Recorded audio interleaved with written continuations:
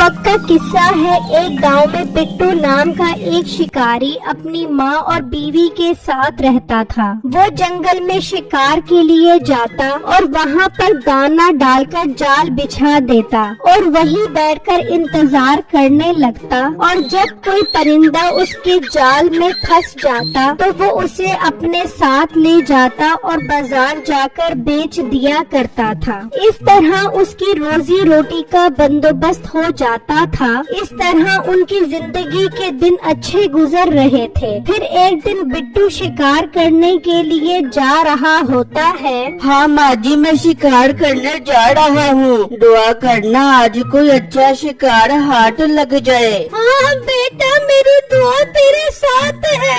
आज तेरे जाल में बहुत अच्छा शिकार फंसेगा। ठीक है माँ जी, फिर मैं उसे बेचकर आज बहुत अच्छा खाना लेकर आऊँगा और हम सब मिलकर खाएंगे।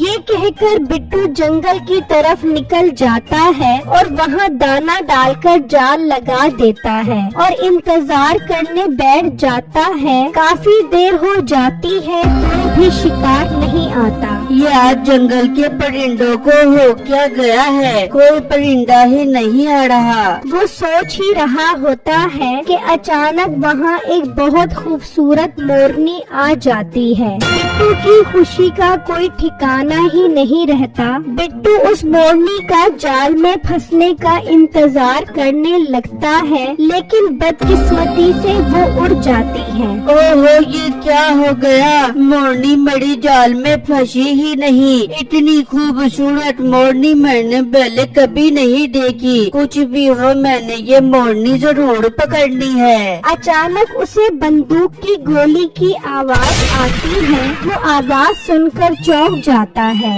ये क्या, इस जंगल में और शिकारी कहाँ से आ गया? कहीं उसने उस मोरनी को मार तो नहीं दिया? मैं जाकर देखता हूँ। जहाँ से उसे गोली की आवाज आई थी, बिट्टू उस तरफ निकल जाता है तो करीब ही उसे एक शिकारी नजर आता है। भाई साहब, आप इस जंगल में क्या कर रहे हो? इस जंगल में बंदूक लेकर खड़ा हूँ तो शिकार करने आया हूँ और मैं यहाँ लूडो खेलने आया हूँ। क्या मतलब आपने उस मोरनी पर गोली चलाई थी? हाँ, गोली तो उसे लग भी गई थी मगर वो जख्मी ही उड़ गई। पता नहीं कहाँ गई होगी। सारा शिकार बर्बाद हो गया मेरा। चलो दूसरे जंगल में चलकर उस मोरनी को ढूंढते हैं। वो शिकारी वहाँ से चले जाते हैं और बिट्टू जगह जगह उस मोरनी को ढूंढता है, लेकिन उसे मोरनी नहीं मिलती। वो वापस अपने घर की तरफ निकल जाता है। वहाँ वो मोरनी जख्मी हालत में बिट्टू के घर आकर गाय के तबेले में छुप जाती है। और जब बिट्टू उदास होकर घर पहुँचता है तो अचानक उसे मोरनी की आवाज आती है। यार, ये तो मोरनी की आवाज है और ये गाय के तबेले से आ रही है। मैं जाकर देखता हूँ। बिट्टू जब उस तबेले में आता है तो वहाँ वो मोरनी जख्मी हालत में खड़ी होती है। बिट्टू उसे देखकर खुश हो जाता है और बाहर लाकर उसकी मरहम पट्टी करता है और उसे एक पिंजरे में बंद कर देता है। अम्मी बेगम, बाहर आओ, देखो हमारे यहाँ कितना खूबसूरत परिंदा लगा है। वो दोनों बाहर आती हैं तो इतनी खूबसूरत मोरनी देखकर खुश हो जाती हैं। कैसी है मोरनी? आप लोगों को पसंद आई? हाँ बिट्टू, ये तो बहुत खूबसूरत मोरनी है। ये मोरनी तो मैं आपको नहीं बेचने दूंगी, बल्कि हम ये मोरनी खुद पालेंगे। अरे बेटा, हम इस मोरनी को नहीं बेचेंगे तो खाएंगे कहाँ से? इसे बेचना जरूरी है। हाँ बेगम, माँ जी ठीक कह रही हैं। ये बहुत अच्छी कीमत पे बिक जाएगी। मैं इसका जख्म ठीक होते ही इसे बेच दूंगा। ठीक है, बेच दो। मैं आप दोनों से बात नहीं करूंगी। उसकी बीवी नाराज होकर अंदर चली जाती है। माँ जी देखो ना, कैसी बच्चों वाली जिद कर रही है ये। जा बेटा, तू अंदर जाकर उसे समझा। मैं मोरनी के पास ही रहती हूँ। बिट्टू अपनी बीवी के पास आ जाता है। बेगम तुम कैसी बच्चों वाली बातें कर रही हो? ये एक मोरनी तो है, मुझे बेचने दो, मैं तुम्हें और परिंदे पकड़ कर ला दूंगा। नहीं, मुझे यही मोरनी चाहिए, आप इसे नहीं बेचोगे। अच्छा बेगम गुस्सा मत करो, मैं इस मोरनी को नहीं बेचता, अब खुश हो। ओ बेटा बाहर आओ, देखो इस मोरनी ने बहुत खूबसूरत अंडा दिया है। वो दोनों बाहर आकर देखते हैं तो वो अंडा बहुत ही नायाब अंडा होता है। देखा ना बिट्टू, आप मेरी बात नहीं मान रहे थे, देख लो इसने कितना नायाब अंडा दिया है। हाँ बेगम तुम बिल्कुल ठीक कह रही हो, इस मोरनी का अंडा बहुत नायाब है और ये मोरनी खुद भी बहुत नायाब है। बेटा तू ये अंडा लेकर जाओ, बाजार जाकर इसे बेच दे। हाँ माँ जी मैं ऐसा ही करता हूँ। बिट्टू वो अंडा निकालता है और बेचने के लिए ले जाता है। तो रास्ते में उसे एक परचून की दुकान नजर आती है। बिट्टू उस दुकान पर आ जाता है। जी भाई क्या चाहिए आपको? मीठे भाई चाहिए तो कुछ नहीं, हाँ मैं आपको बेचने के लिए कुछ लाया हूँ। क्या चीज लाए हो लड़के? भाई ये देखो, ये बहुत नायाब अंडा है, ये मैं बेचना चाहता हूँ। मीठा वो अंडा देखकर हैरान रह जाता है। लड़के ये तो बहुत नायाब अंडा लग रहा है, ये तुम्हारे पास कहाँ से आया? भाई तुम इस बात को छोड़ो, ये बताओ अंडा अच्छी कीमत पे खरीदोगे कि नहीं खरीदोगे? अरे जरूर खरीदूंगा, ये तो बहुत नायाब अंडा है, तुम मुझे ये अंडा 1000 रुपए का दे दो। बिट्टू 1000 रुपए का सुनकर खुश हो जाता है। ठीक है भाई, आप मुझे 1000 रुपए दे दो और ये अंडा ले लो, और हाँ ये बात किसी को भी पता ना चले, मैं रोज आपको ऐसा अंडा बेचने के लिए ला कर दूंगा। ठीक है मैं किसी को नहीं बताऊंगा, बस तुम रोज मुझे ऐसा अंडा ला कर दोगे। बिट्टू उससे 1000 रुपए लेकर चला जाता है और घर आकर अपनी बीवी और माँ को ये खुशखबरी सुनाता है। अल्लाह का लाख लाख शुक्र है बेटा, अब तो हमारी गरीबी हमेशा के लिए खत्म हो जाएगी। बस अल्लाह इस मोरनी को हमेशा सलामत रखे।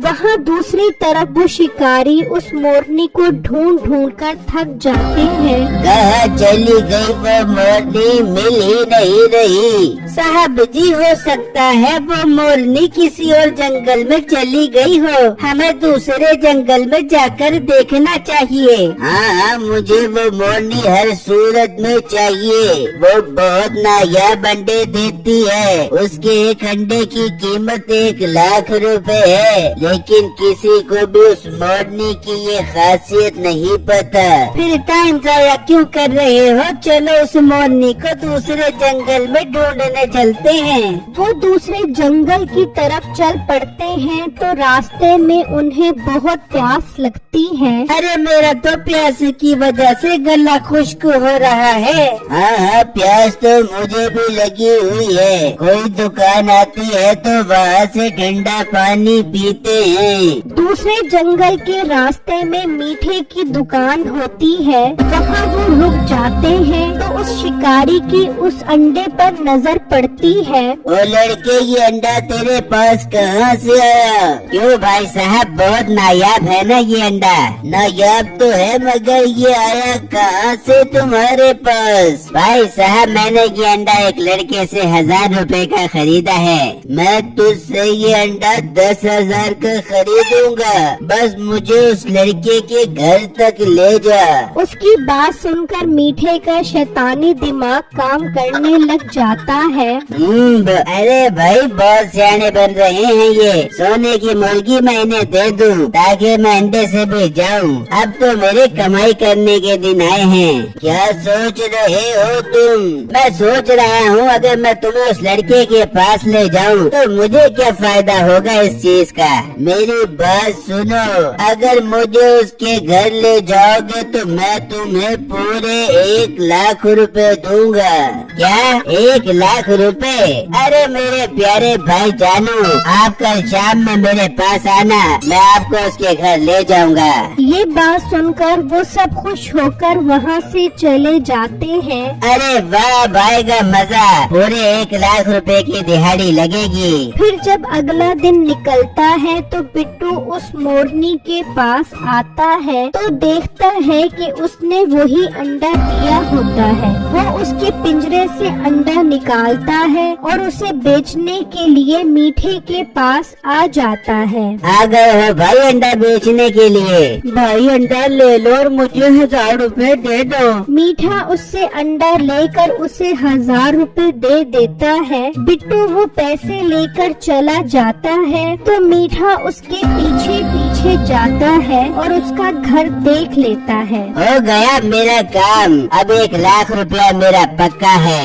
मीठा ये कहकर वहाँ से चला जाता है और अपनी दुकान पर आ जाता है और उन शिकारियों का इंतजार करने लग जाता है। वहाँ बिट्टू अपनी बीवी से कहता है, बेगम तुम इस मोरनी को अंदर ले जाओ, मैं जंगल में शिकार करने जा रहा हूँ। ऐसा ना हो ये मोरनी किसी की नजरों में आ जाए। उसकी बीवी वो मोरनी अंदर ले जाती है और बिट्टू शिकार करने जंगल पहुंच जाता है और किसी शिकार के आने का इंतजार करने लग जाता है तो अचानक वहाँ वैसा ही एक मोर आ जाता है। उसे देखकर बिट्टू खुश हो जाता है और वो मोर उसके जाल में फंस जाता है। मेरे तो मजे हो गए, घर पर मोरनी और यहाँ पर मोर, जोड़ा मुकम्मल हो गया। मैं इसे घर लेकर जाता हूँ। बिट्टू उस मोर को ले जाता है और वहाँ वो शिकारी मीठे की दुकान पर पहुँच जाते हैं। हाँ मीठे भाई, आपने वादा किया था उस लड़के के घर लेकर जाओगे हमें। जी भाई जरूर लेकर जाऊंगा।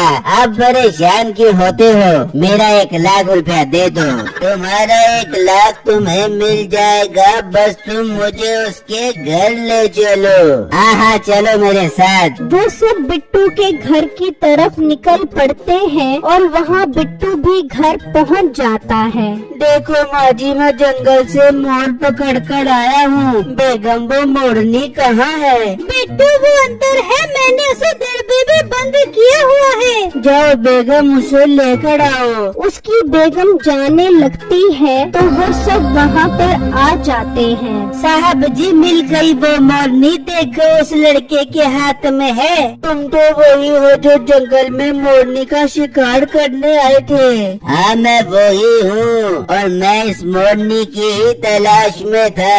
इसके हाथ से ये मोरनी ले लो। वो बिट्टू से मोर छीन लेते हैं। भाई साहब मैंने आपको इस लड़के का घर दिखा दिया है, मेरा 1 लाख रुपया मुझे दो। कौन सा 1 लाख रुपया? चल भाग जा यहाँ से। तुझे पता है ये मोरनी कितनी कीमती है? इसका एक अंडा 1 लाख रुपए का बिकता है। भाई साहब मैंने अपना वादा पूरा कर दिया है, मगर आप अपना वादा पूरा नहीं कर रहे।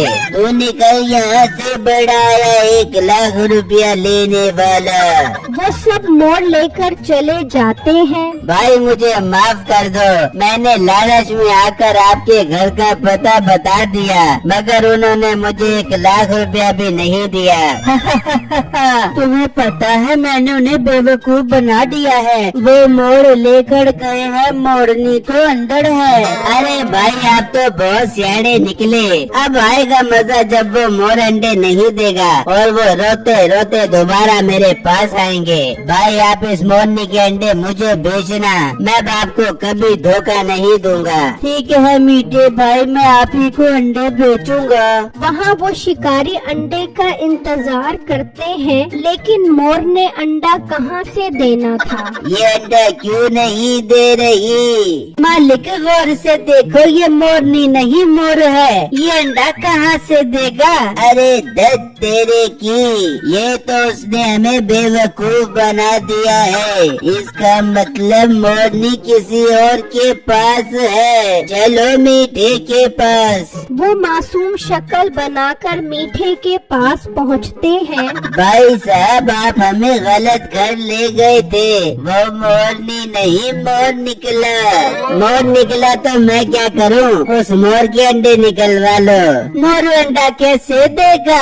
ऐसे ही जैसे तुमने मुझे 1 लाख रुपया नहीं दिया था। चलो निकल जाओ, तुम्हें तो मैं बताता हूँ। मीठा उस शिकारी को जोर जोर से थप्पड़ मारता है और वहाँ से भाग जाता है और वो सब उसके पीछे भागते हैं तो एक गड्ढे में गिर जाते हैं और उनको उनके किए की सजा मिल जाती है।